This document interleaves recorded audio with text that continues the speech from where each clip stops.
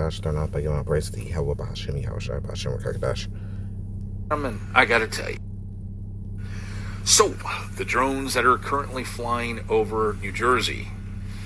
Well, I just read a theory about them, and I gotta tell you, I'm a bit worried. Usually I'm a pretty chipper guy, but this idea that's just got kind of spun up on the web and has a little bit of backing. If it's true, well, there's probably a really good reason to be nervous. And the theory is that these drones that are flying around New Jersey and now have matriculated out to areas around the Northeast are actually what are known as high-powered or high-precision germanium detection drones. Now, these drones were ordered manufactured following 9/11 because we wanted to be able to detect gamma rays. And if you know what gamma rays come from, well, you know why this theory is really nerve-wracking, because gamma rays come from fissile material, well, nuclear material. Yeah, like a nuclear bomb. So the theory is that somebody, some terrorist cell or some foreign nation has managed to sneak a nuclear bomb onto U.S. soil, most likely into New Jersey, the port there. And now, of course, 2 weeks later, probably has moved around, which is why they're now checking in Connecticut and New York and wherever points beyond. Yeah. Out of all the theories that I've read, this one is the one that... So the theory, like he just said, I repeated, is that they're using the drones to search for a nuclear bomb or something, nuclear device that's been snuck into the U.S. that's probably going to be detonated, which, it's not far off, and it's not a crazy theory to believe that, they could use these drones and stuff like that to search for them. Some of the doubts in that would be that what people are saying, they don't really see them during the daytime, so why not look during the daytime? And maybe you will see a lot of military on the ground, but they're saying that they're doing it this way so they don't, startle the people from leaving those cities and stuff like that because of being afraid that a nuclear bomb is going to be set off. So it could possibly be that. But my thing is that, okay, we clearly see drones. There's clearly been videos of what are drones, just like the picture that he got right now. So there's clearly drones up there, but there's also been pictures and there's also been videos of things that look like UFOs, which we call chariots of Israel. But I'm going to go into why we call it that. I'm going to get a precept on that. But that clearly looks like it's outer-worldly, and, it's what we would call a UFO today. So you have both things. So initially, my theory was that, maybe Esau, he detected that there was UFOs that were showing up, and they were showing up in more of a mass. It seemed like almost every time around this time of the year, there's an uptick in UFO sightings. So my theory was that, they were seeing these orbs, they were seeing these UFOs and stuff like that. And they released the drones because I do believe the government knows exactly what the drones are. Of course they do. And I believe that they released the drones as a cover-up. So it's like, if you just seeing UFOs come out the ocean and that what they're saying, and you see UFOs flying around, people are going to start asking questions like, whoa, look, we seen these UFOs and we're seeing them more frequently. What's going on? But if you launch a whole bunch of drones, see, like, what would Esau answer be to all the UFO sightings? Well, launch drones. Then you're going to have people that's going to report some of the drones too. They're going to video and film the drones. Then it puts doubt on the UFO. So when people come back and when they finally want to say something about it and let whatever their truth is out about it, they could just dismiss it as it was drones. Or we don't know what it is, but it's drones. You see what I'm saying? Because now you got pictures and videos of real UFOs and you got pictures and videos of drones. So you could just dismiss the whole thing as if it's just drones. So it's a cover up. So I think that's actually a clever theory. You know what I mean? Like, what are we going to do about these UFOs appearing over our cities? Well, launch a whole bunch of drones over the cities too. And then when people take videos, some people see the UFOs, some people see the drones. And then we could just, put the whole thing off as it's just drones. You see what I'm saying? But we don't know where the drones are coming from, right? So That I think that's really, really clever, but it could also be maybe they are searching for something, what I mean? They just don't want to let people know because it's gonna make people afraid if people know that they're searching for possibly a nuclear bomb that got into America. You know what I mean? So we have to see. Now let me give you this. This is 2 Kings chapter 6, right? And this is why we call them chariots of Israel, which I got another precept for that. But this is kind of giving you an insight of how some people are able to see them, some people aren't. And what's been going around is people said that they try to fly a drone into one and the drone went dead. And then Esau has been saying when they've been trying to get close to them as far as like with drones or whatever else way, they go black, meaning they disappear, and they disappear off radar, the government, and they just completely disappear, so they can't figure out what they are, right? So this is 2 Kings chapter 6. This is verse 15. And when the servants of the man of God was risen early and going forth, behold, and hosts compassed the city both with horses and chariots.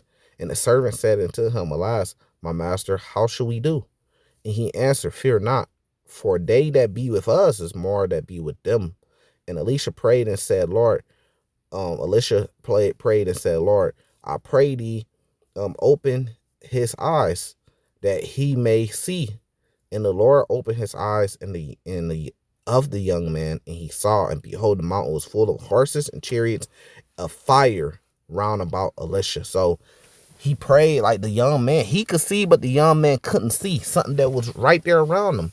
He prayed to the Lord, and the Lord allowed the young man to see, and what he seen was horses and chariots. Well, we know chariots is wheeled vehicles. That's what it means, wheeled vehicles. But chariots of fire round about Elisha. What does this remind you of? Well, this reminds you of Ezekiel chapter 1, where it talks about the wheel inside the wheel with the fire underneath it. You see what I'm saying? Or it reminds you of the time with Moses on the mountain, where the bush of fire was on the mountain. So it's like, what really are these? And you got to think, go back to the time when these men were alive. They're trying to explain something they're seeing. Like today, we explain and we say it's UFOs. It's unidentified, but it's a flying object. That's what we say. Back then, that time, they're going to use things they knew and to liken into these things. They're going to use, it was a chariot, it was a wheeled vehicle because it looked like a wheel. It looked like a saucer. You see what I'm saying? They're going to say it was a row, it was a scroll, because it was in the shape of a flying scroll. They're going to say it was fire. They're going to say it was a cloud because it was in the shape of a cloud. They're going to say it was a burning bush. You see what I'm saying? So they're going to say those things, but that don't mean that it's exactly those things. It's just they're using those things to explain something that they can't explain to the best of their ability. So when he's saying there's horses, right? Just like today, you'll call a Ferrari, you'll call it a horse, or you might call a Ford, you call it a Mustang, which is the name of a horse, a Mustang. You see what I'm saying? So it's the same thing. So when they're seeing these, what we would say today, they're seeing UFOs that's around them. That's what we would say, right? It says, and when they came down to him, Elisha prayed unto the Lord and said, Smite this people, I pray thee, with blindness. And he smote them with blindness according to the word of Elisha. So what we're saying is these chariots have always been around. But they could appear to who they want to appear, and they could appear when they want to. So maybe are they coming out and appearing to people now? Is some type of mass event finna come? Are they warning people? Are they tracking the elect to be saved? Or is something about to happen, right? And they're getting prepared and positioned to, maybe track the elect and save who they're gonna save out of that mess. We don't know. We finna see. You know what I mean? Me personally, I think Esau is launching these drones in order to cover up from the actual UFOs that are flying around. Because they're obviously doing something, but we don't know. Maybe they're finna stop Esau from doing something. Maybe, because we believe that, the Lord sends these chariots, in order to the Lord controls the earth by the way of his angels and his chariots, right? And those are the eyes of the Lord that goes to and fro through the earth. The Bible also tells you that. So they watching, they watching things, refereeing wars and stopping things, and so prophecy could be fulfilled. So everything could be on the line of prophecy being fulfilled. You see what I'm saying? So let's go to this one right here. So, but we gotta wait to see, right? 2 Kings chapter 2. Right? Let me see what verse. This is when Elijah went up into a whirlwind. So verse 11. It says, and it came to pass, as they still went on and talked, that behold, there appeared a chariot of fire. So the chariot of fire is already there, but it's like they didn't see it at first, but then it appeared to them. So it's like the same thing you seen what people are talking about with these UFOs and these orbs that they're seeing over New Jersey. They saying that when you get close to them, they disappear and then they just reappear out of nowhere, right? And the horses of fire and parted them both asunder. And Elijah went up by a whirlwind into heaven. So we would call that a abduction. You know, when you see the saucer and it abducts somebody and it takes them up into the saucer, into the UFO. We see now Independence Day. So that's what it's talking about. He went up. So already it's saying that he went upwards. It says by a whirlwind into heaven. Heaven is just referring to the skies. So guess where else in the Bible this happened? This happened in Acts. I believe it was Acts chapter 1. Remember Jesus, who the word calls Jesus, we say Yahushua, right? He went up what? He went up into a cloud and a cloud received him. But is it really a cloud or is it something cloaked behind the cloud? You gotta remember the movie. What's that movie? I can't remember the name of the movie, but it was a movie about a UFO that's not too long ago. It's a recent movie, and the UFO was cloaking itself in the cloud. And it was coming down and it was terrorizing those people in that little small town. And then it'd go back up and hide into the cloud. And then they'd see it moving between clouds and clouds. I forgot the name of that movie, but I was really excited to see that movie when it came out. Right? So now let's keep going. Now, but you got to remember who the word calls Jesus Christ. He went up into a cloud. Was it really a UFO that he went up into? You know, so you got to understand the Bible. Why would he just go up into a cloud? He just went up into a cloud into mist and vapor. He just went up into mist and vapor and it received him. No, there was an object inside that cloud. See, and this is why we tell you that we got the truth as a collective. You see what I'm saying? Because we understand these deep mysteries.